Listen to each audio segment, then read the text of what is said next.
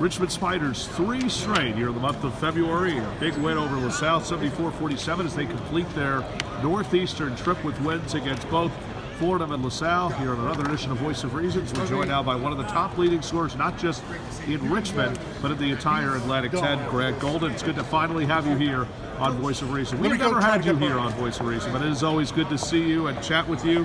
Big night for you tonight, and you certainly were at your best, as was your team. 16 points and 6 rebounds.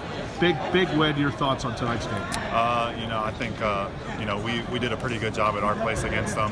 We won pretty big, and I think the biggest thing for us was just preaching that it wasn't going to be that easy. So we wanted to make sure that we had the same energy that we did in the first game, come out strong.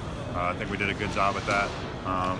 Defense started out a little slow. We picked things up there, and I think that really elevated us there at the end of the first half, and we just didn't look back after that. You got people sitting in the not the nosebleed section, but in the front row, hassling you that entire second half, really from most of the first half on.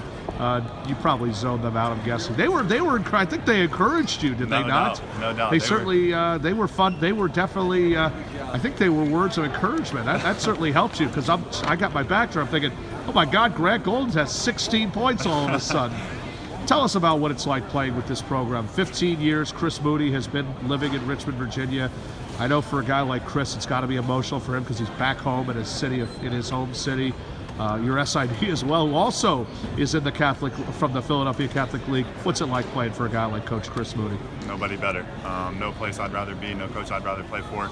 I've been with him for 4 years now, and we've had a lot of hard times, and it's just good to see all our hard work finally paying off this season, and accomplishing some of the things that we set out to do. But long season still to go. Still got a lot of games left, a lot of basketball to be played. So and that continues this weekend, I believe, with your in-house rival, VCU. Yep. I know it's always a big crowd there. VCU has sold out that place 150 consecutive times, about to be 151.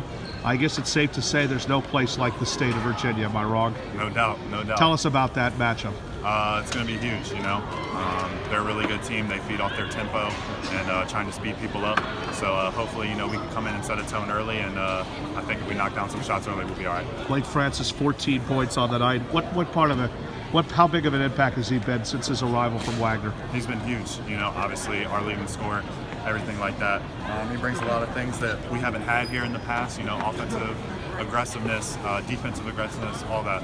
So he's been huge for us, and he's going to continue to do that. You handled LaSalle, pretty well tonight.